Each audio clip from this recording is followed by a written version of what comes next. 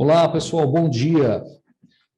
Meu nome é Marcos Puccini, sou diretor da Britec e vou ser o host de vocês no mais um Britec Talks. Hoje iremos conversar um pouco sobre reforma do imposto de renda e as alterações aí na regra de distribuição. Para que a gente tenha uma participação mais efetiva e o evento seja bem colaborativo, eu gostaria de apresentar para vocês a forma com que vocês podem interagir durante o evento, tá? Basicamente, nós vamos ter duas formas de interagir. A primeira delas é através do chat, que está aqui dentro. No chat, você está interagindo comigo. Você vai relatar que está com algum problema, está com alguma dificuldade, o áudio não está bom, alguma coisa relacionada à dinâmica em si do evento. A outra forma de você interagir é através do botão de Q&A, onde você pode fazer perguntas aos palestrantes, sendo que no evento de hoje iremos responder, coletar essas perguntas e no final da apresentação a gente vai repassar online. Se tiver alguma das perguntas que estourou um pouco tempo, a gente vai anotar aqui dentro e não se preocupe que depois a gente encaminha as respostas para vocês. Para quem está participando do primeiro Britec Talks aí, seja bem-vindo. Mas eu queria comentar um pouquinho para vocês o que é o Britec Talks, né? Não sei se todos conhecem o que é, mas ele é um canal de comunicação que a Britec desenvolveu com os nossos clientes e com o mercado para trazer novidades, conteúdos que sejam relevantes ao ecossistema de investimentos, trazendo tendências, alterações do mercado, alterações regulatórias e painéis com agentes de mercado. São eventos que têm uma duração de 30 a 40 minutos, sempre usando o canal da internet, geralmente ao vivo, né? No caso de hoje, a gente vai seguir ao vivo mesmo. No final, a gente grava e disponibiliza nos nossos canais digitais para que você possa acessar a qualquer momento, tá?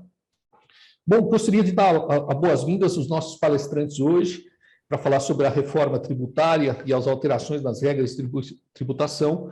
Convidamos para palestrar para vocês o Tiago Marigo, que ele é sócio da Freitas Leite, advogados. Além de advogado, o Tiago também fez uma pós-graduação em Direito Tributário pela Universidade Federal Fluminense. Seja bem-vindo, Tiago.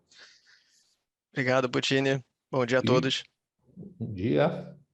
Gostaria de apresentar também o Luiz Gasparello, já é uma pessoa bastante frequente aqui nos nossos Britec Talks. O Britec o Luiz Gasparello é o nosso Chief Product Officer da Britec, e ele é responsável por todo o desenvolvimento de produto aí, com uma vasta experiência aí.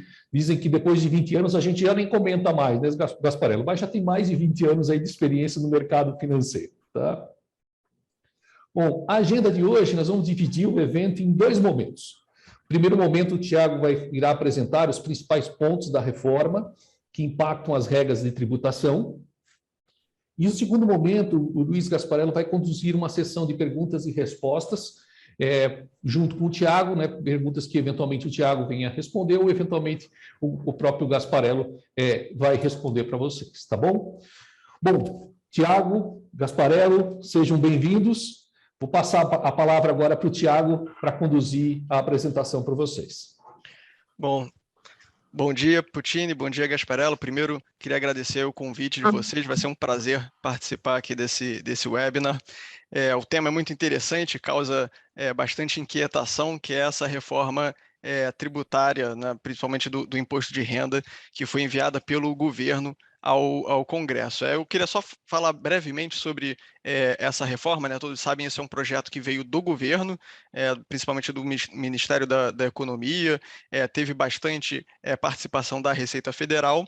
Ele foi entregue à Câmara, onde ele foi relatado pelo deputado Celso Sabino. E lá ele teve uma votação muito rápida, né? Tendo em consideração a importância dessa reforma, né, a quantidade de normas que ela altera, deveria ter sido uma discussão muito maior, né, uma discussão que envolvesse realmente o mercado, os agentes econômicos, mas havia aí uma grande pressão para que esse projeto fosse votado o mais rápido possível. Ele foi realmente votado de uma forma muito rápida na Câmara.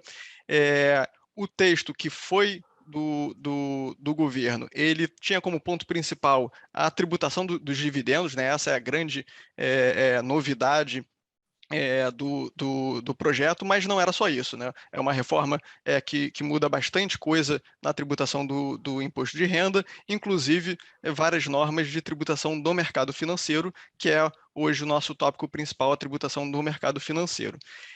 Lá na Câmara, essa reforma teve bastante alterações, né? O deputado Celso Sabino ele apresentou diversos substitutivos, às vezes um seguido do outro, e inclusive o texto final ele só foi apresentado no dia da votação no plenário da Câmara, né? Tamanha foi a pressa de se votar esse projeto. Mas como ele tinha ali o apoio do Arthur Lira, que também tinha interesse em votar isso o mais rápido possível, foi feita dessa forma um pouco assodada e foi aprovada até com uma votação razoavelmente expressiva na Câmara.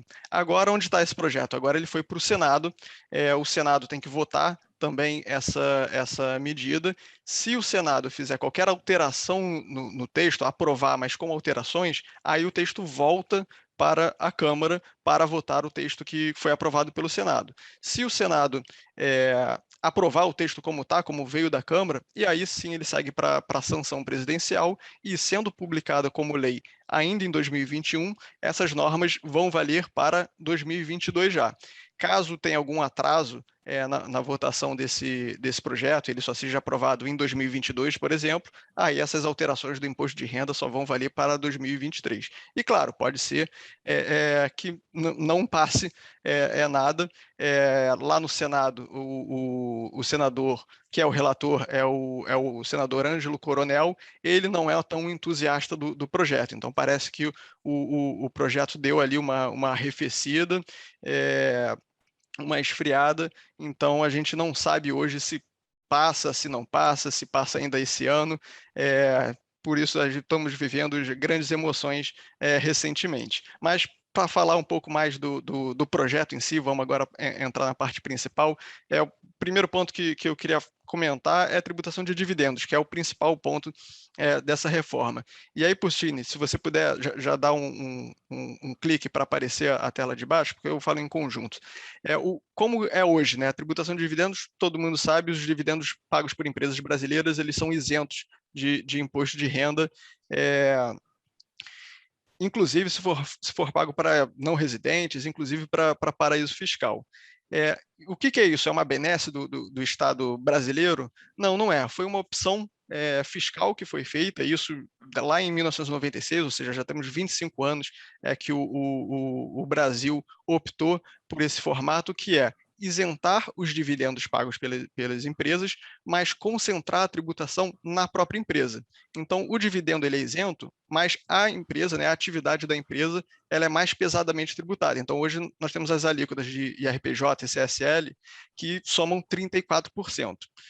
Isso tem, enfim, várias razões para ser, inclusive simplifica a fiscalização, de certa forma acelera a arrecadação ao já concentrar a arrecadação ali na empresa, e o que o projeto propõe é uma quebra dessa lógica para passar a ter tributação em dois níveis, né? Primeiro tributa na empresa e depois tributa quando esses dividendos são distribuídos. E isso é realmente um modelo que grande parte do mundo, a maior parte dos países observa esse modelo.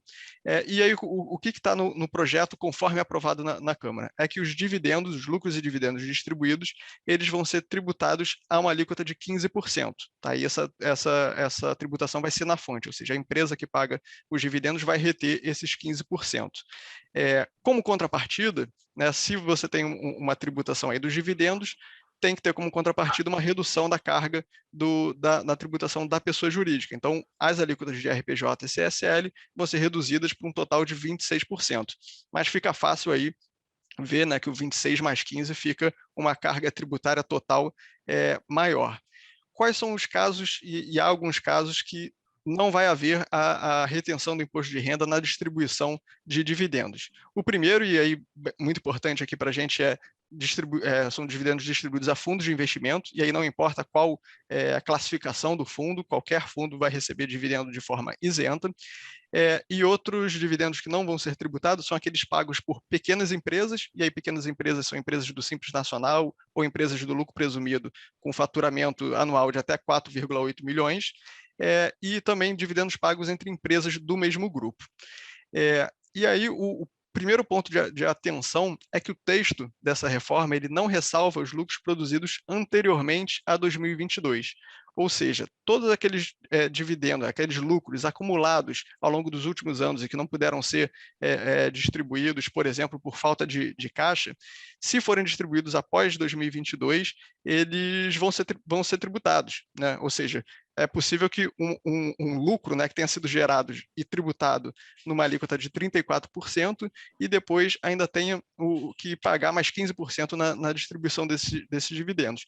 Essa é uma medida que já encontra bastante resistência, um ponto que certamente vai gerar muito contencioso se for aprovado. Existem, enfim, várias razões jurídicas para que isso não seja possível, e se aprovado isso, certamente vai gerar uma judicialização enorme no Brasil, aumentando o nosso contencioso tributário. Mas vamos passar agora para as questões mais típicas do mercado financeiro mesmo. Primeiro, as regras do fundo de investimento em geral, né? Quais são os fundos de investimento que são submetidos à regra geral? E, na maioria das vezes, são fundos de renda fixa, fundos multimercados. Hoje, como que eles são tributados, né? Os fundos abertos, que estão submetidos à regra geral, hoje eles sofrem o famoso come-cotas, né? Sempre em novembro e maio de cada ano, em maio e novembro de cada ano, eles são tributados com alíquotas de 20% ou 15%, dependendo se o fundo é de longo ou de curto prazo. Esse come-cotas, segundo o projeto, se ele for aprovado, ele vai passar a ser anual. Então, só em novembro que vai existir o come-cotas com base nas mesmas alíquotas.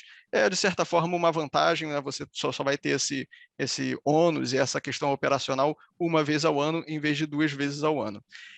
E outro ponto que é uma novidade é que, se os fundos estiverem em diferentes classes de cotas, o regime tributário vai obedecer ao enquadramento de cada classe. O que são essas classes de cotas, né? Isso é muito comum no exterior, mas só foi, vamos dizer, positivado aqui no Brasil recentemente com a Lei de Liberdade Econômica. Agora, de acordo com a lei, já é possível que o mesmo fundo tenha várias classes de cota e cada classe de cotas tenha a sua estratégia de investimento, os seus próprios cotistas. Você pode ser cotista de uma classe, mas não de outra.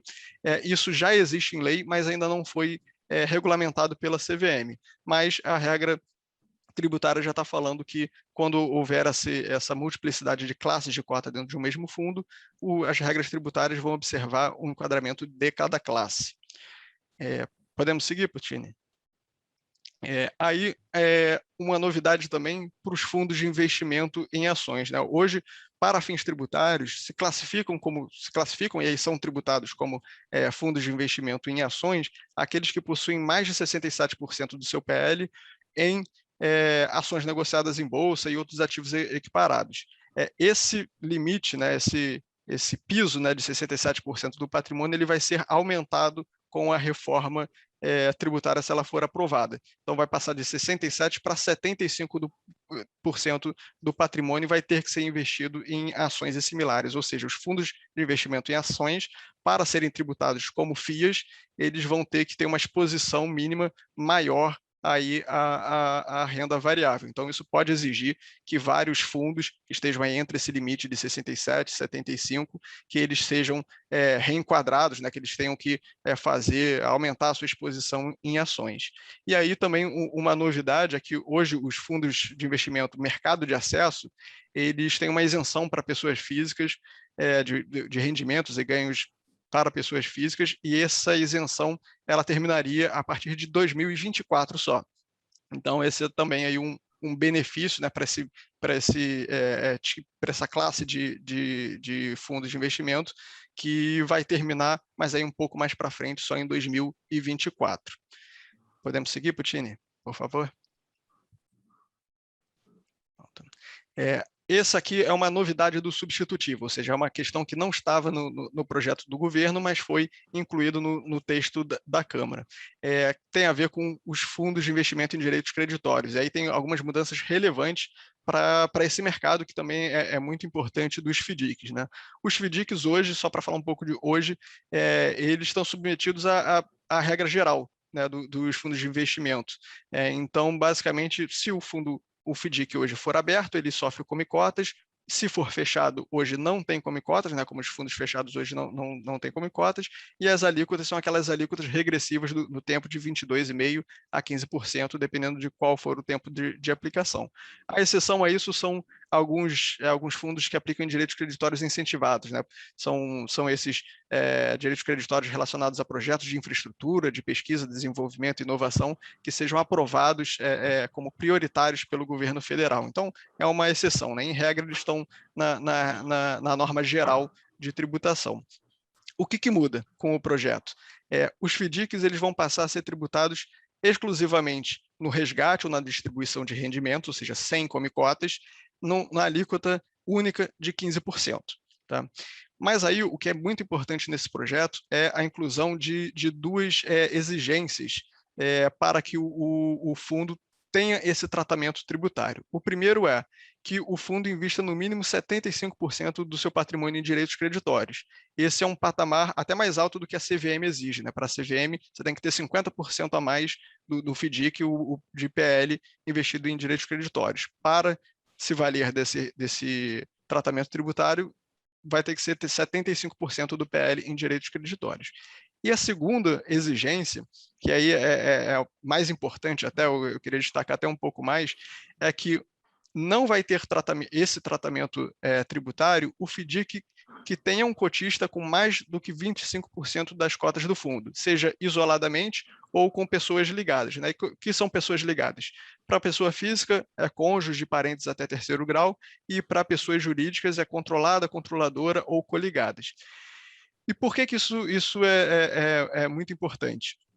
Porque é muito comum no mercado hoje de FDIC que existam fundos, em regra eles são fundos fechados, tá? Então não sofrem come-cotas, que tem ou apenas um cotista, ou que exista um cotista com mais do que 25% das cotas do fundo, né? Normalmente é o próprio cotista que é o cedente da carteira, ele fica ali com as cotas subordinadas, né? Que são aquelas cotas que ficam no maior risco de crédito daquela carteira de direitos creditórios, e, portanto, ele tem mais do que 25% das cotas do fundo. E qual que é o prejuízo disso? Esses fundos, né, que hoje são fundos fechados e não sofrem come-cotas, pela reforma, eles não vão poder aproveitar esse tratamento específico de FDIC e vão cair na regra geral. Só que a regra geral, como a gente vai ver mais para frente, para fundos fechados, vai passar a ter, se a reforma for aprovada, come-cotas, inclusive uma possível tributação de estoque desses ganhos. Então, esses FDICs que têm um cotista ou um cotista que tenha mais do que 25% das cotas do fundo podem sofrer essa tributação do estoque e vão ficar sujeitos ao come-cotas, e isso é muito difícil, muito grave para os FDICs, até porque é um fundo que não tem uma liquidez tão grande, né? Nem sempre o FDIC tem direitos creditórios que lhe permitam uma liquidez muito grande, então pode ser até difícil de conseguir pagar esse imposto. Sobre esse ponto, até a senadora Cátia Abreu, na semana passada, apresentou uma emenda ao projeto justamente para tirar essa exigência dos 25% do projeto. É um ponto que a gente acompanha aí com atenção. Se o projeto passar, a gente espera que essa emenda da senadora também seja aprovada. Podemos passar, Puccini, por favor? Aí, fundos de índice de mercado. Tem só alguns pontos que eu queria destacar, né? Hoje, os fundos de índice de mercado, eles se popularizaram bastante, principalmente os fundos de índice de ações, né? Que são os ETFs, muitos negociados em bolsa. Eles são hoje tributados a 15%, né? O ganho, o rendimento que seja auferido, mas existem também os fundos de índice de renda fixa. Esses, eles são tributados com alíquotas regressivas, né? De 25% a 15%, de acordo com o prazo da carteira. Para os fundos de índice de renda fixa, nada muda, vão continuar essas regras, essas alíquotas de 25% a 15%. O que tem de novidade é que os fundos de índice de mercado eles vão continuar sendo tributados, e aí de todos os índices vão ser tributados a uma alíquota de 15%. E o que tem de exigência nova, né? Que para se enquadrar como fundo de índice, o fundo tem que ter 95% do patrimônio em ativos que componham um índice de referência, ou seja, o fundo tem que realmente querer acompanhar, está muito próximo desse índice, e esse índice ele tem que ser reconhecido pela CVM. E aí uma novidade que o projeto coloca é que esse fundo, esse índice pode ser de ações, como já é muito popular, né, Bovespa, IBRX, pode ser também um índice de moedas, pode ser um índice imobiliário, e aí pode ser um índice de criptomoeda. Eu não conheço, pelo menos, algum índice de criptomoeda que seja hoje reconhecido pela CVM, mas essa fica como aí uma novidade, uma possibilidade para o futuro de ter aí um fundo de índice de mercado de criptomoeda. Isso já vai estar aprovado caso a reforma seja aprovada. Podemos seguir, Patini? Bom, temos aí os fundos fechados. Esse é um ponto muito relevante e muito falado dessa reforma, né? Os fundos fechados, como todos já devem saber, eles não sofrem o come cotas e eles são tributados aí com base naquelas alíquotas gerais, né, de 22,5% a 15% de acordo com o prazo da carteira. E aqui, quando a gente está falando de fundos fechados, estamos falando dos fundos fechados submetidos à regra geral de tributação, né? Não se aplica fundo de investimento em participações, o fundo de investimento em ações que tem as regras específicas. Mas os fundos fechados, normalmente que aplicam em renda fixa ou fundos multimercados, eles têm essa característica, né, de não sofrer o come cotas hoje e ter a tributação com base nas alíquotas regressivas. O que o projeto propõe? As alíquotas vão continuar as mesmas, mas o fundo fechado vai passar a também se submeter ao come cotas anualmente, né, com base naquelas alíquotas de 15% e 20%, ou seja, os fundos fechados não vão mais ter aquele benefício que hoje tem de diferir o imposto até o momento de uma amortização ou do resgate do fim desse fundo. Essa é uma vantagem que era muito utilizada e muito interessante dos fundos fechados, né, essa possibilidade de diferimento do imposto. Isso, se a reforma passar, vai acabar. E aí o fundo fechado ele perde a razão de ser, ele passa a não ter vantagem nenhuma? Não, acho que o fundo fechado ainda vai ter algumas vantagens, algumas razões de ser. Uma delas que é bem relevante é, por exemplo, a possibilidade de que ganhos e perdas de estratégias totalmente diferentes sejam compensadas, né, sejam consolidadas ali dentro do fundo fechado, né? Algumas compensações que não seriam possíveis fora de um fundo fechado. Então, perde uma vantagem, né? Esse diferimento é um ponto importante dos fundos fechados, mas ele ainda passa a ter aí alguns atrativos, algumas razões de ser. E talvez o mais complicado das alterações sobre fundos fechados é a tributação do estoque. O que é a tributação do estoque?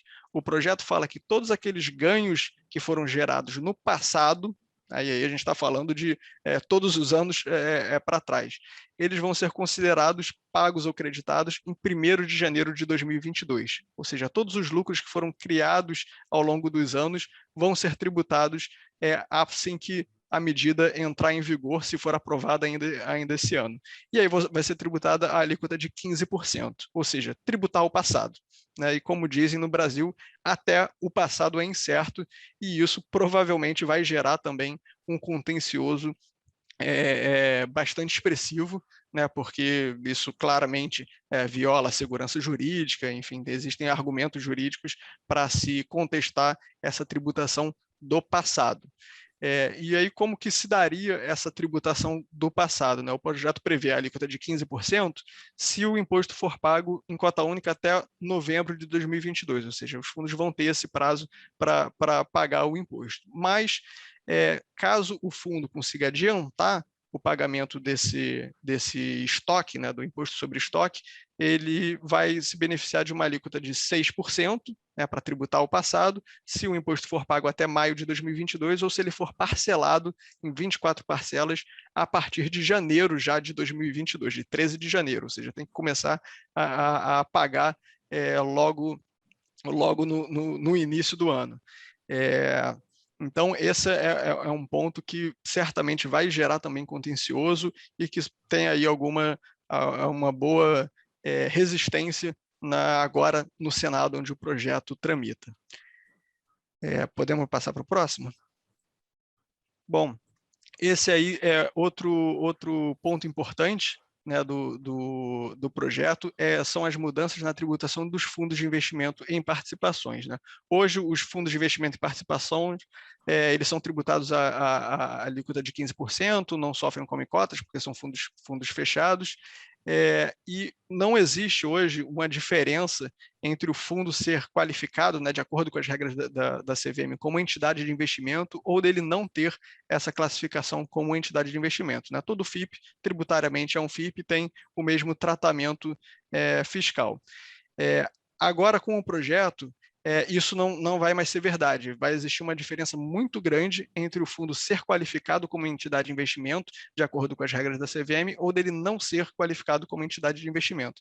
E o que é um fundo que se qualifica como entidade de investimento, né? As normas da CVM dão ali algumas diretrizes do que é necessário para esse enquadramento.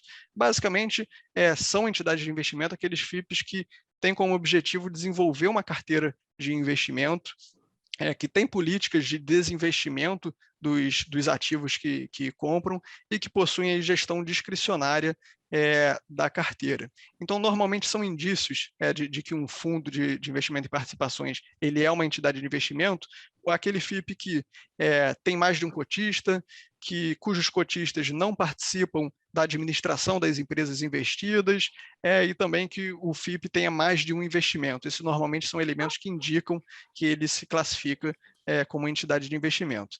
E aí o que vai acontecer com os FIPs que não se classificarem como entidade de investimento, ou seja, muitas vezes aqueles fundos que têm só um investimento, só um cotista, ou um grupo de cotistas que são pessoas ligadas, correm o maior risco de não serem classificados como entidade de investimento. São duas consequências bastante relevantes, né? O primeiro é a tributação do estoque em janeiro de 2022, né? Assim como os fundos fechados, todos aqueles ganhos que tiverem sido já auferidos, né, ou acruados dentro do fundo, eles vão ser considerados como auferidos em 1º de janeiro de 2022 e vai incidir o imposto de 15% sobre esse passado, né? E aí, igualmente, o contribuinte vai ter aquelas opções de ou paga até novembro, com alíquota de 15%, ou adianta em maio, ou parcelando em 24 parcelas, com alíquota de 6%. E aí, como os fundos de investimento e participação, em regra, são fundos ilíquidos, né? O próprio projeto já prevê que, nesse caso, o cotista deve fornecer os recursos necessários para pagamento do imposto, porque quem faz esse recolhimento, né, quem é responsável por esse recolhimento, é o administrador do fundo. Só que se o fundo é ilíquido, não existem recursos ali dentro do fundo para pagar, podem não existir recursos dentro do fundo para pagar esse imposto. E aí, então, o cotista que deve fornecer esses recursos ao administrador para que ele possa fazer o recolhimento do imposto. Mas aí o que acontece se o cotista não quiser fazer, né? Às vezes ele pode não aceitar essa nova tributação, ou se ele não tiver recursos. Se ele simplesmente não tiver recursos, o que vai acontecer? O fundo ele fica vedado de distribuir ao cotista, repassar de qualquer forma aos cotistas, ou até de reinvestir em novos ativos os recursos que fiquem disponíveis dentro do fundo. Ou seja, qualquer liquidez que exista dentro do fundo vai ter que ser destinado ao pagamento do imposto. E aí, lembrando que se o imposto não for pago dentro desses prazos previstos, isso vai correr com juros e multa, então essa conta vai ficando cada vez mais cara se o imposto não puder ser pago. E aí a segunda consequência dessa medida é que esses fundos que não se classificam como entidade de investimento, eles passam a ser tributados como pessoas jurídicas. E aí isso é bastante relevante, né? Basicamente, o fundo vai deixar de ter todo o tratamento tributário típico de fundo, vai ser tratado como uma pessoa jurídica normal, ou seja, os ganhos que forem auferidos vão estar submetidos a imposto de renda, CSL, né, naquelas novas alíquotas de 26%, os rendimentos que forem distribuídos serão distribuídos como dividendos, então vão ter mais uma tributação de 15%, e o fundo basicamente vai ter que funcionar e operar, inclusive em termos de obrigações fiscais, como uma pessoa jurídica. Então, nesse caso, fica aí bem prejudicado, né? Fica com um tratamento que passa a realmente não ser interessante, eu pelo menos não consigo pensar em alguma vantagem que ainda seria ter um FIP não entidade de investimento. E aí, podemos passar, Potini, por favor? E o que acontece com os fundos de investimento e participação que se classifiquem como entidades de investimento, né? Eles vão vão passar a ter uma tributação que vai ser automática a partir da venda de investimentos que enquadrem esses fundos como FIPs, ou seja, participações societárias. O que isso quer dizer? A partir do momento que a carteira daquele fundo fizer um desinvestimento, aqueles recursos que tenham sido obtidos, eles podem se submeter a uma tributação automática, né, independentemente de serem distribuídos aos cotistas. E como que isso vai ser feito, né? Vai incidir o imposto de renda se o valor que for considerado distribuído, né, ele superar o valor do capital que for integralizado no fundo ou o custo de aquisição dessas cotas para quem adquiriu no mercado secundário. Ou seja, conforme o fundo vai fazendo desinvestimentos, vai obtendo recursos, quando esse montante superar o capital investido, vamos dizer assim, ele passa a se submeter automaticamente a tributação de 15%. Isso pode impactar de forma negativa os fundos, principalmente os fundos de private equity, porque hoje, como esse imposto não precisa ser pago antes de qualquer distribuição do cotista, há o diferimento desse imposto. Então, quando há um desinvestimento, né, mesmo que ele gere algum lucro, o valor total obtido nesse desinvestimento pode ser aplicado em novos investimentos, e aí isso gera esse efeito multiplicador do FIP, que pode sempre reinvestir os recursos em novos investimentos. Isso acaba ficando um pouco prejudicado por conta dessa regra da distribuição automática. E outro ponto que vai mudar é com relação aos investimentos de não residentes. Os INRs, que hoje aplicam pelo regime especial, eles têm uma isenção dos rendimentos e ganhos auferidos em FIPs, investimentos que eles fazem aqui em FIP no Brasil. Hoje existem na verdade existem três exigências aí para essa alíquota ser zero. O primeiro é que o investidor não pode estar em paraíso fiscal. A segunda é que esse investidor não residente, ele não pode ter, ou isoladamente ou com pessoas ligadas, mais do que 40% das cotas desse fundo, que é o que chamam de regra de concentração, né? Você não pode ter um INR com mais do que 40% das cotas do fundo. E um terceiro é que esse fundo também não pode ter títulos de dívida que superem 5% do PL. Essas duas últimas exigências, né, a regra de concentração dos 40% e não ter títulos de dívida superiores a 5% do PL, elas vão ser revogadas se o projeto for aprovado. Ou seja, qualquer INR que não esteja em paraíso fiscal e aplique de acordo com o regime especial, né, basicamente que aplique de acordo com a 4373, eles vão ter a isenção nos rendimentos gerados por FIPs. E aí, já quase que me estendendo, já vamos passar para o último ponto, Potini, por favor. Que é o ponto de operações em bolsa. Esse é um ponto que é mais voltado para pessoas físicas, né, para os investidores pessoas físicas. Hoje, todos sabem, esses investimentos em bolsa eles têm que ser apurados mensalmente, né? Mensalmente a pessoa física tem que apurar qual foi o ganho líquido no mês, calcular o DARF, pagar. Isso vai passar a ser trimestral. Então, dá ele uma facilitada, vai diminuir um pouco esse trabalho que hoje é mensal, vai passar a ser trimestral. Outra novidade é que vai haver uma unificação das alíquotas. Hoje existe uma alíquota de 20% para day trade e 15% para todas as outras operações. Com o projeto, a alíquota fica unificada em 15%, então não interessa se é day trade ou se é uma operação normal. Isso também vai gerar, como consequência, a possibilidade de você compensar ganhos e perdas indistintamente entre operações de day trade e operações comuns. Hoje, esses prejuízos eles têm que ser separados, né? Calculados separados justamente porque as alíquotas são diferentes. E aí um outro ponto curioso, né, que hoje existe aquele imposto de renda na fonte de 0,005% ou 1% quando é uma operação de day trade, que é o chamado, é um imposto que é retido pela corretora e é o chamado imposto dedo duro, né, que é um imposto que é muito utilizado pela Receita Federal para fiscalizar, já que ele permite que a Receita Federal saiba quem movimentou em bolsa e qual o volume que movimentou em bolsa. Esse imposto fiscalizatório, né, que a gente chama, ele vai acabar, ele vai ser extinto. Isso quer dizer que a Receita não vai ter meios de fiscalizar? Certamente não. Né? Até algum tempo atrás, pouco tempo atrás, esse ano, a Receita Federal já aprovou uma instrução normativa que cria uma nova obrigação acessória para a B3. Então, a B3 vai passar a dar informações da Receita Federal sobre operações em bolsa. Então, essa retenção vai terminar, mas certamente a Receita vai ter outros meios de fiscalizar o mercado de bolsas. Basicamente eram essas as impressões que eu queria passar sobre as alterações no mercado financeiro.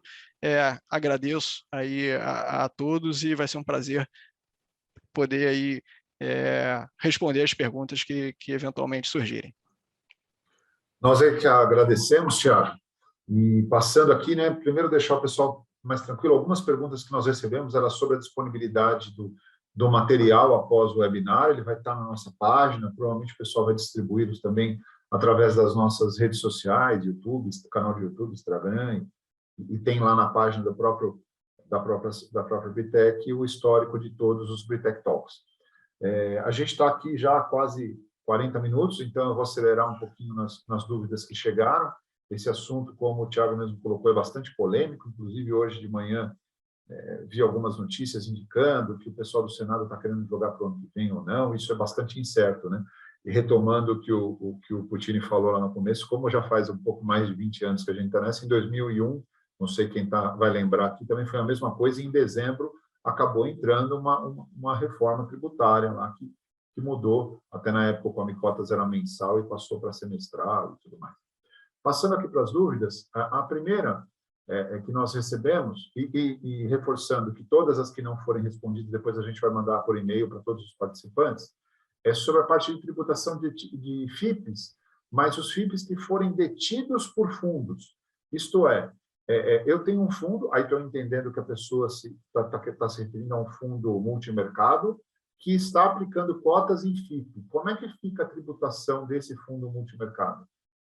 É uma boa pergunta. Hoje, o projeto ele não tem ali uma exceção.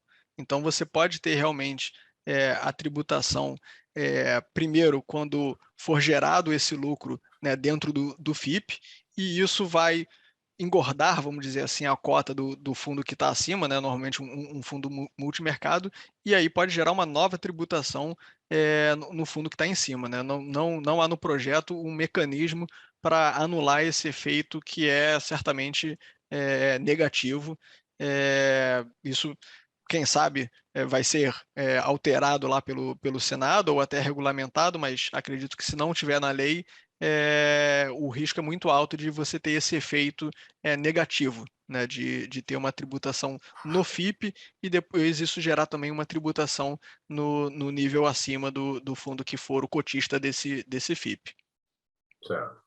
A outra pergunta aqui está ligada um pouco sobre aquela questão, voltando um pouco mais sobre os FIAs, né? Que hoje a CVM indica que eu, para classificar o FIA como um fundo de ações, eu tenho que ter 67. Então, até como nós já citamos durante a apresentação, eu posso ter a condição de ter um FIA caindo na alíquota e na estrutura tributária de um fundo, vamos dizer assim, de renda fixa, um fundo normal, né? Então, eu acabo tendo que fazer, eu estou até repetindo aqui a resposta que nós falamos, tendo que fazer dois controles, né? Porque a CVM pode classificá-lo como um FIA. Eu tenho um fundo que tem 70% em ações, eu posso querer classificá-lo como um FIA, mas ele tributariamente vai estar sujeito à alíquota de um fundo normal, né? Da vala comum dos demais fundos. A outra pergunta aqui ainda nessa questão do FIA é: existe algum prazo para adequação dos FIAs para mudança de regime, ou o FIA que está no limite dos 67 chegar a 75? Boa pergunta também. Bom, existe realmente vamos dizer, uma distinção, uma independência, vamos dizer assim, do que é considerado um fundo de investimento em ações para fins tributários e aquilo para a CVM. Então, é possível, sim, que exista um fundo que para a CVM seja enquadrado como fundo de investimento em ações, só que se ele não tiver mais do que 75% do patrimônio em ações, né, se a reforma passar, ele não vai ter o tratamento tributário de um fundo de investimento em ações, vai cair na regra geral. Então, vai ter come-cotas, vai ter aquelas alíquotas de 22,5% a 15%. Realmente pode acontecer isso, de ter um fundo que para a CVM é FIA, mas que na regra tributária não vai se submeter à regra típica dos fundos de investimento em ações. Isso pode exigir que eles sejam, que alguns fundos tenham que se readequar a essa nova exigência de uma maior exposição à renda variável. Hoje não existe, e o projeto não prevê expressamente nenhum prazo para essa readequação. O que existe hoje é que já existe uma previsão de que o fundo ele pode ficar aí até 30 dias desenquadrado, e desde que ele não se desenquadre por mais uma vez nos próximos 12 meses. No mínimo, como essa regra já existe, é uma regra que consta em instrução normativa da Receita Federal, no mínimo esse prazo poderia ser utilizado para se readequar à carteira dos fundos que, na virada do ano, não tiverem 75% de ações. Mas o que se espera é que exista aí uma regulamentação que trate essa forma melhor, né? Que não considere que esses fundos vão estar desenquadrados efetivamente nos 30 primeiros dias, e aí eles não vão poder se desenquadrar nos próximos 12 meses, mas que exista aí uma regulamentação que preveja um prazo de readequação que não seja considerado como um desenquadramento e que seja um prazo razoável para os administradores readequarem as carteiras dos fundos. Certo. O próximo ponto volta na questão dos fundos fechados, né? Isso é bastante polêmico, sobre a tributação do estoque, né? Como seria a discussão dessa tributação do estoque e se haveria a possibilidade de fazer o recolhimento, principalmente nos casos em que um fundo fechado seja um fundo exclusivo e tudo mais, às vezes o cotista tem um poder sobre esse tipo de decisão, né? Fazer o recolhimento nas condições onde se haja a vantagem de redução de alíquota tributária e, mesmo assim, pleitear perante a justiça a revisão desse processo, né? A restituição desse valor através de um depósito judicial, coisa do tipo. Sim, esse ponto certamente vai gerar contencioso. E aí esse contencioso ele pode ser, vamos dizer, abordado de uma forma ou mais agressiva ou menos agressiva, né? Do ponto de vista estratégico, né, a mais agressiva seria ajuizar uma ação e simplesmente pedir uma liminar para não recolher esse imposto e não fazer nenhum recolhimento, né? E saindo essa liminar positiva, o fundo não precisa fazer esse recolhimento, seja na alíquota de 15% ou de 6%, mas aí fica submetido, essa liminar pode cair a qualquer momento, e aí o cotista vai ter que fazer esse pagamento, inclusive com incidência de juros. Não, se fizer dentro de 30 dias da queda da liminar, não precisa pagar a multa. Mas o cotista pode ser um pouco mais conservador e optar por fazer o depósito judicial, ou seja, ele entra com a ação e deposita o valor do que seria devido do imposto, e aí eu entendo que pode tanto isso ser feito na alíquota de 15%, né, até novembro, ou se aproveitando desse benefício, né, de pagar 6% até maio, poderia sim fazer o depósito judicial até maio desses 6%, ou o parcelamento em 24 vezes, e aí com isso você garante vamos dizer, o crédito da Fazenda Nacional, e a Receita não pode exigir mais nada até o final do processo. Essa seria uma forma um pouco mais conservadora de se levar essa discussão. E uma última forma é você pode, inclusive, pagar o imposto e entrar com uma ação para pedir restituição.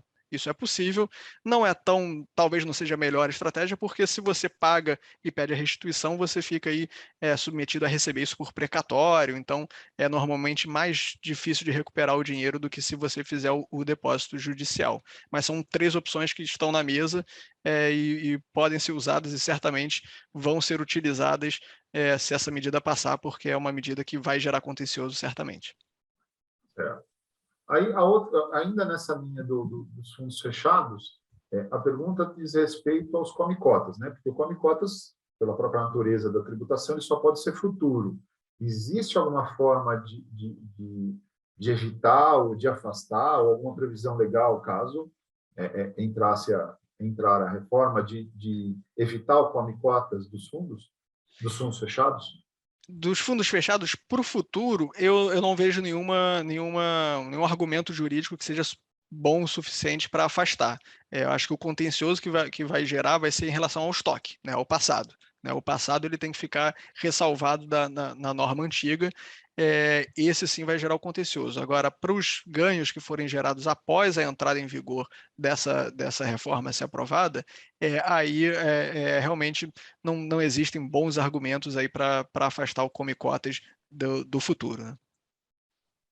Certo. E aí, apesar da gente já ter falado um pouquinho sobre esse caso, mas veio mais uma pergunta, né? E se o fundo fechado não tiver os recursos para fazer o pagamento ou do come-cotas ou da situação, pelo que eu entendi, até para confirmar um pouco, isso é um pouquinho mais rápido aqui para o pessoal, para as nossas perguntas, o administrador vai ter que evitar a distribuição de qualquer recurso para o cotista e dar preferência da liquidez para o recolhimento do imposto, certo? Exato. Desculpa, pode seguir. Só que aí para terminar, o que tem de diferente na pergunta é, se o administrador posterga o recolhimento, que na realidade ele só vai conseguir quando ele tiver liquidez no fundo, ele incide em alguma penalidade ou juros por não ter recolhido no prazo correto? Isso é um ponto interessante, né? E isso vale tanto para os fundos fechados como também para os FIPs, né? Porque o FIP também, o FIP não entidade de investimento, ele vai sofrer essa tributação do estoque. O que acontece, né? O administrador pode ficar numa situação delicada, porque ele que é o responsável tributário por fazer esse recolhimento, e ele pode não conseguir, seja porque o fundo não tem essa liquidez, seja porque o cotista por algum motivo, não vai prover esses recursos. E aí, será que o administrador, então, como responsável por esse recolhimento, vai poder ser exigido, vai poder ter que pagar do próprio bolso? O meu entendimento é que não. Tá? Embora o projeto não deixe isso totalmente claro, ele dá ali alguma resposta de qual que vai ser a consequência. Né? Não vai ser o administrador ter que arcar com esse imposto do cotista. A consequência é o administrador não vai poder distribuir nenhum rendimento para o cotista e também não vai poder fazer nenhum novo investimento em nome do fundo, ou seja, toda a liquidez que tiver ali vai ter que ser destinada ao pagamento do imposto. E se o pagamento do imposto for após o prazo previsto, aí vai ter incidência de multa e de juros, ou seja, essa conta vai crescer se o pagamento não for feito dentro do prazo, mas se o administrador cumprir esse requisito, a Receita Federal não poderia exigir esse pagamento do administrador. Certo. Então, na forma do aumento do recolhimento, do aumento do dispêndio do fundo, quem está pagando é o cotista. Porque Quem está pagando ele paga na forma do aumento do dispêndio do fundo. Certo? Exato. E uma outra coisa, agora o pessoal está perguntando um pouco sobre a questão do FIP, que não é entidade de investimento. Né? O que significa para o administrador, e aí eu vou emendar com uma outra pergunta aqui, o que significa para o administrador que obrigações novas ele traz? E tem uma pergunta, como é que funciona isso dentro da plataforma da Britec, né? Hoje, até esclarecendo para os demais, isso já é assim hoje, nós já suportamos pessoas jurídicas não financeiras, que tem duas visões. Uma visão é o cálculo na carteira do fundo. O outro é o cálculo, o recolhimento para o cotista pessoa jurídica não financeira. Então, tudo aquilo que diz respeito às cotas, isso já é suportado pela plataforma. Aquilo que diz respeito à parte tributária de um fundo não entidade de investimento, aí isso não estaria dentro do escopo da plataforma. Mas passando um pouco mais para a questão, como é que fica essa estrutura dentro do regime tributário, dentro das obrigações legais, eu passo a palavra ao Thiago. Tá, o que o projeto diz é que para esses FIPs, né, não entidade de investimento, eles vão ter as mesmas regras de uma pessoa jurídica, né? Ou seja, vão estar submetidos a IRPJ, CSL, que vão ser as alíquotas de 26%, né, como consta no projeto, e também todas podem ter a tributação também dos dividendos, né?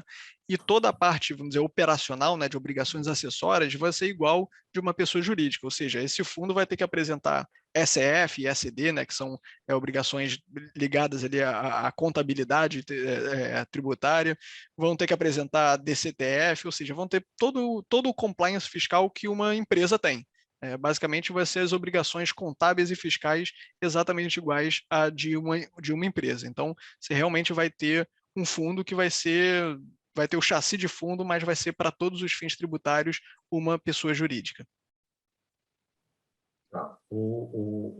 Excelente. Eu estou vendo que está chegando ainda mais perguntas, né? Eu reforço que nós vamos responder todas elas por e-mail depois, mas acho que eu vou selecionar aqui só as últimas 3 perguntas, senão a gente acaba esprolando demais no prazo e daqui a pouco o Puccini entra aí puxando a nossa orelha. O que acontece em relação aqui? A próxima pergunta é em relação à regra tributária dos FIPs, essa mudança para os FIPs, principalmente, aí eu estou acrescentando isso, principalmente para o FIP, não entidade de investimento, eles perdem a sua atratividade em virtude da medida tributária.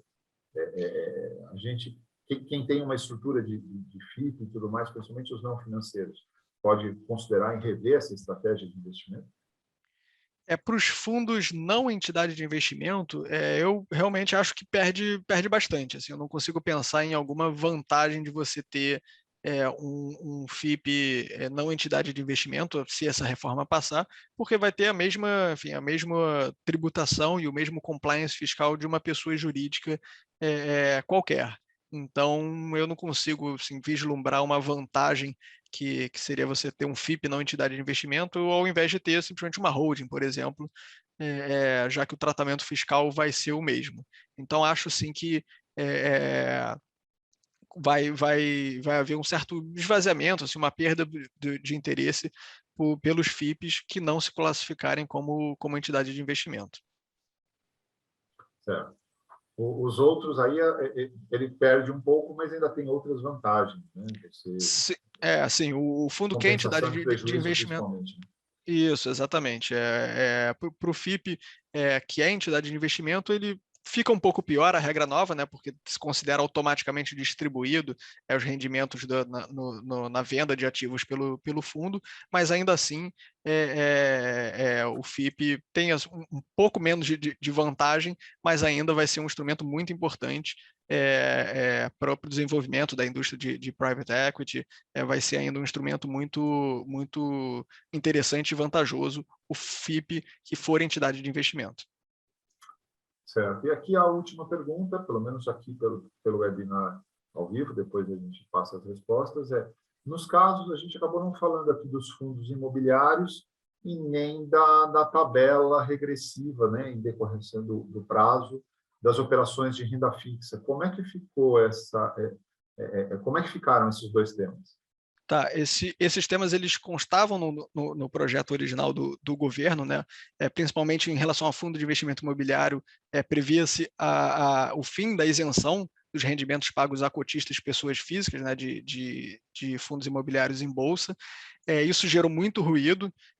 até porque essa isenção é muito importante para o desenvolvimento imobiliário, né, para a indústria dos fundos imobiliários. Hoje, os fundos imobiliários têm um alcance muito grande do varejo, né, do que se chama de varejo, o pequeno investidor que investe em fundos imobiliários, e isso, portanto, foi cortado, né, do texto que foi aprovado na Câmara, ele não foi contemplado. Então, os fundos de investimento imobiliários continuam com as mesmas regras de antes, e os ativos de renda fixa, que também se previa, né, a unificação para uma alíquota de 15%, independentemente do prazo de aplicação, isso também não foi contemplado no texto aprovado pela Câmara. Ou seja, aquela escadinha, né, regressiva, de acordo com o tempo de aplicação, continua valendo, e isso continua incentivando, então, as aplicações de prazo mais longo. Tá certo. Bom, mais uma vez, eu agradeço a todos aqui e passo de volta a palavra para o Marcos Puccini. Tem uma última questão aqui, Tiago e Gasparello, que é uma visão aqui meio de babarorixá aqui, vamos lá. Na opinião de vocês, o projeto passa esse ano? Né? Ficou a última pergunta aqui dele. Isso aqui é um... Essa é a pergunta de $1 milhão. Né? Essa realmente, talvez se você perguntar para 10 pessoas, talvez você ouça 10 opiniões diferentes. Né?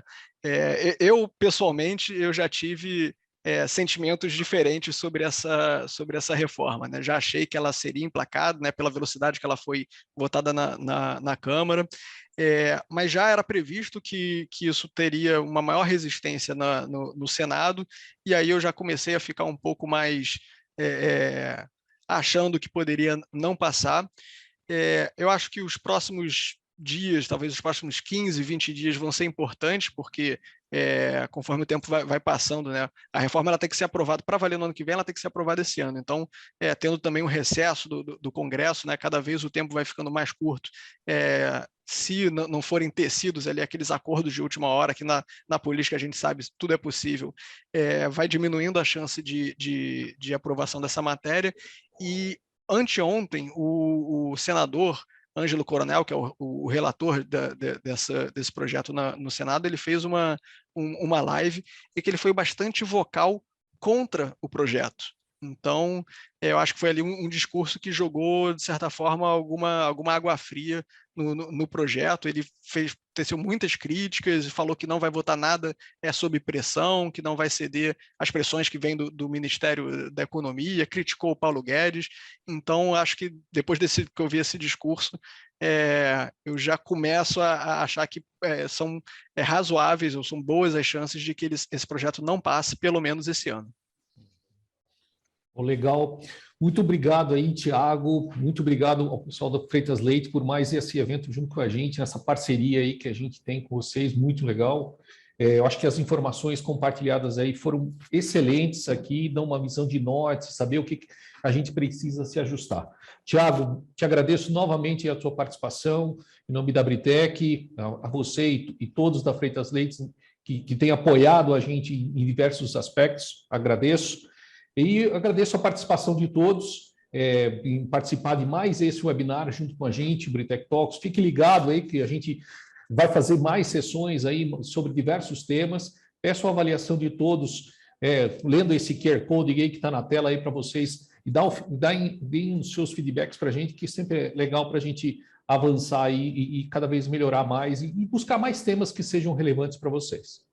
Deixar a palavra aí ao Tiago e ao Gasparello para o encerramento e agradecer a participação de todos. Então, obrigado, Puccini. Eu que agradeço o convite. Foi um prazer e vai ser um prazer também responder as perguntas. E, enfim, quem tiver qualquer outra pergunta, eu estou aí à disposição para a gente conversar, que esse eu sei que é um assunto que é caro a todos. Então, obrigado aí a todos e bom dia a todos que nos assistiram aí durante todo esse tempo. Eu, mais uma vez, tenho a agradecer e deixar aqui, na realidade, uma possibilidade de próximos passos, né? Temos que verificar não só se passa, como o que passa, porque o projeto também pode voltar para a Câmara ser ajustado, então, a qualquer novidade, entendo alteração, fica aqui o convite para todos, até o pessoal da Freitas Leite e os participantes, para a gente abrir um novo fórum de debate quando tivermos alguma informação nova. Obrigado, pessoal. Até o próximo evento. Tchau, tchau.